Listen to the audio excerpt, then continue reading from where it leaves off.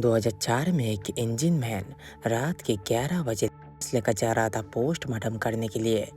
लेकिन कुछ देर बाद उसके साथ साथ उसका भी मौत हो जाती है और दोनों का एक साथ पोस्टमार्टम हो जाती है। आखिर में उनके साथ हुआ क्या था और उनके पास कौन थी, क्यों और कहाँ लेकर जा रहा था, आइए जानते हैं। सो हेलो गाइस, मेरा नाम है गिरीन और आज की जो कहानी है वो वेस्ट बंगाल के मेदिनीपुर से आया। बाय द वे, आपके पास भी अगर कोई हॉरर इंसिडेंट है तो डिस्क्रिप्शन में एक जीमेल आईडी दे रखी है जहाँ पर आप ए फॉर्मेट यूज़ करके अपनी स्टोरी मुझे शेयर कर सकते हो। तो एक होने गल्पटा शुरू हलो और हाँ, रियल स्टोरी भेजना।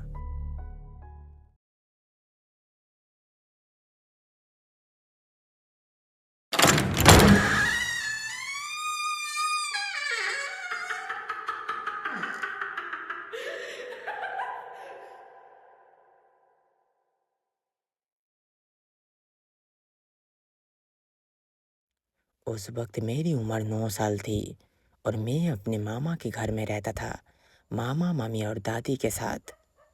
मेरी माँ कोलकाता में काम करती थी। क्योंकि पापा नशेड़ी थे इसलिए बचपन का ज़्यादा हिस्सा मैंने गांव में ही गुजारा। लेकिन उस टाइम गांव का लाइफ आज जैसा बिल्कुल नहीं था, क्योंकि ना वहाँ बिजली थी, ना कोई सड़क, ना कोई गाड़ी। बस इंजन मैन एक ही सोर्स था और वो भी हर वक्त मिलता नहीं था। तो हमें रोज़ 4 किलोमीटर पैदल चल के स्कूल जाना पड़ता था और गांव का रास्ता कच्ची मिट्टी से बना हुआ था। बाकी सब मौसम में ठीक ठाक रहता है, लेकिन बरसात के मौसम में वही सड़कें पूरी तरह कीचड़ से भर जाती है। एक तरफ खेती और दूसरी तरफ जंगल से पूरी रोड सुनसान पड़ा हुआ था। बीच बीच में कभी कभी एक दो घर भी मिल जाते थे, वो भी कच्चे मिट्टी का। गांव से लगभग 11 किलोमीटर दूर हाईवे मिलता था, लेकिन वहां तक पहुंचने के लिए पहले इसी कच्चे मिट्टी के रास्ते से जाना पड़ता था। और जब इंजन मैन उस रास्ते से गुजरता था तो दोनों तरफ टायर के निशान बन जाते थे, जो दिखने में बिल्कुल ट्रेन की पटरी जैसे लगता था, जैसे सच में कोई ट्रेन की लाइन हो। और हम बच्चे भी उन्हीं निशानों पर दौड़ते थे और मज़े करते थे। लेकिन ये सिर्फ बरसात के टाइम ही होता था, बाकी सब टाइम में ठीक ठाक रहता था। और क्योंकि गांव में करंट नहीं था इसलिए शाम 7 बजे के बाद धीरे धीरे सब कुछ शांत हो जाता था और लोग अपने घर चले जाते थे। हर घर में एक ना एक लैंप जरूर जलता था, जो अंधेरे में एक अजीब सी रोशनी देती थी, जैसे वही उनका फ्यूचर की लाइट हो। सब कुछ अपनी जगह बिल्कुल नॉर्मल चल रहा था, लेकिन फिर एक दिन अचानक सब कुछ बदल गया। उस दिन भी रोज की तरह मैं स्कूल से घर लौटकर शाम को खेलने चला गया। लेकिन खेलते खेलते अचानक एक लड़का दौड़ता हुआ आया और कहा कि गांव में किसी का मर्डर हो गया है। ये सुनते ही हम सब बिना कुछ सोचे समझे उस जगह की तरफ दौड़ पड़े। दिल में थोड़ा डर था, लेकिन देखने की इच्छा उससे ज़्यादा थी। और जैसे ही हम वहाँ पहुँचे तो देखा कि एक लाश जमीन पर पड़ी हुई थी, जो सफ़ेद कपड़े से ढका हुआ था।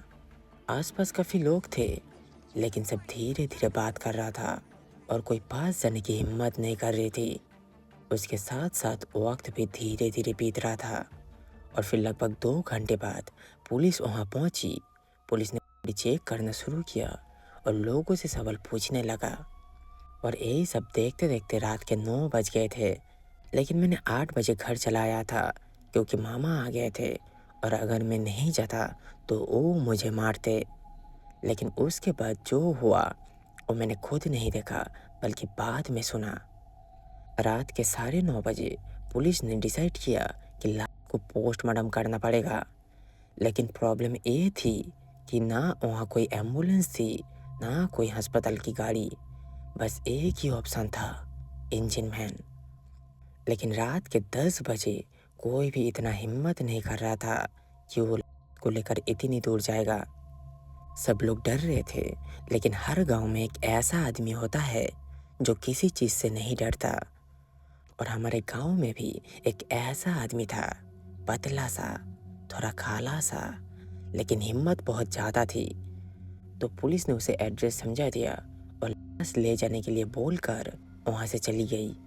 पुलिस जाने के बाद धीरे धीरे सब लोग भी अपने घर चले गए और वहाँ बस इंजन मैन का ड्राइवर, लाश और 2 आदमी बचे हुए थे जो लाश उठाने के लिए वहाँ खड़ा था। फिर धीरे धीरे लाश को उठाया गया और उसे सफ़ेद कपड़े में ढक कर अच्छे से रस्सी से बांध दिया गया ताकि वो रास्ते में गिर ना जाए। लेकिन यही सब करते करते लगभग रात के 11 बज गए थे।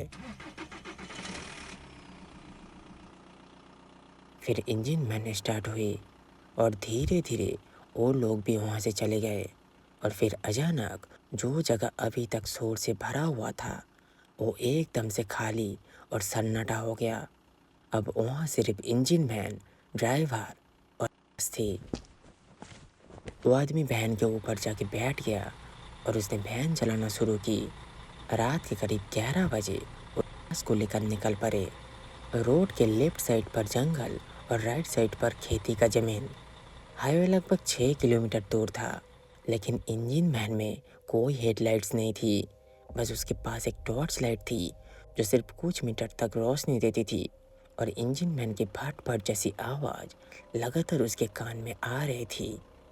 शुरू में सब बिल्कुल नॉर्मल था, लेकिन फिर धीरे धीरे सब कुछ अजीब होने लगा।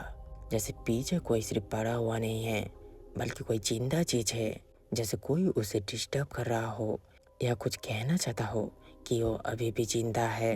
तो कभी कभी पीछे मुड़कर देखता, लेकिन हर बार उसे सफ़ेद कपड़े में ढकी हुई दिखती। लेकिन फिर भी उसका डर कम नहीं हो रहा था और वो हर 5 से 6 मिनट बाद पीछे मुड़कर देखने लगा।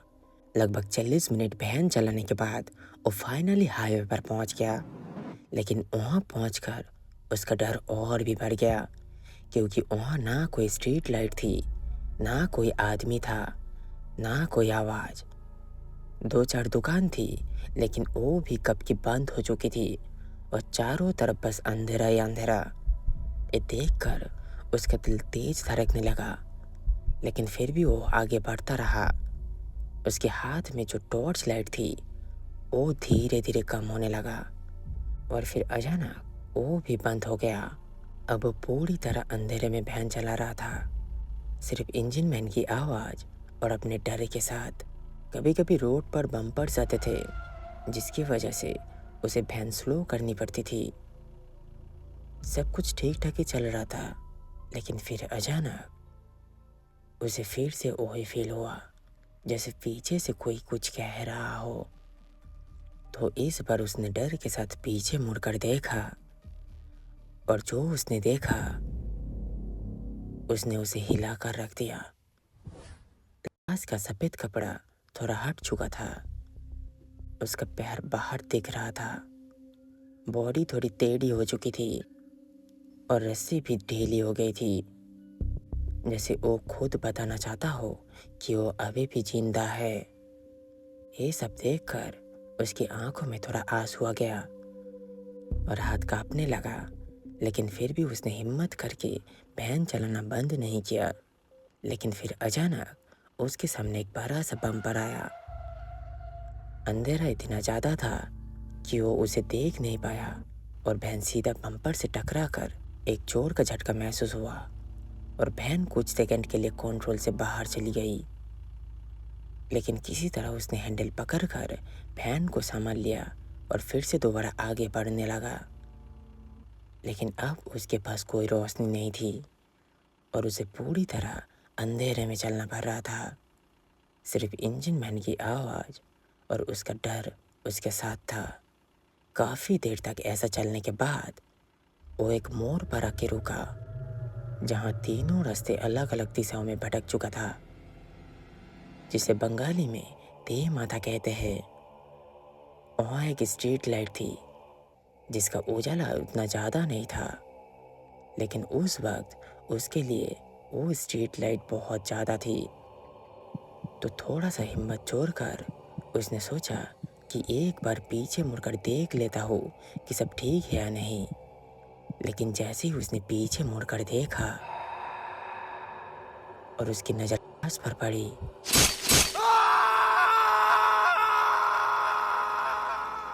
और उसकी जान हो गई।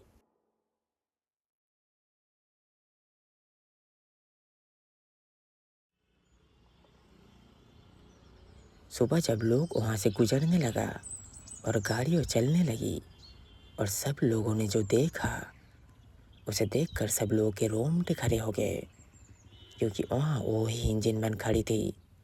ड्राइवर उस पर बैठा था, लेकिन एकदम पीछे की तरफ मुड़ा हुआ था और वो पास वैन के ऊपर बैठा था, जिसे सीधा उसकी तरफ देख रही हो।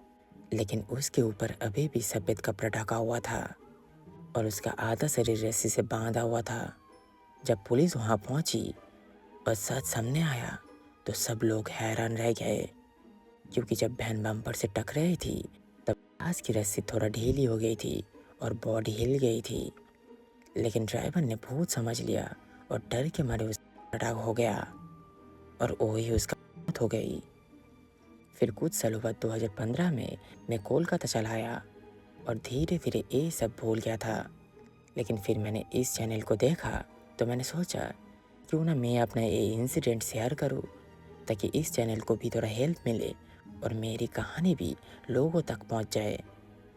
मेरा पास इसका कोई प्रूफ नहीं है, सॉरी।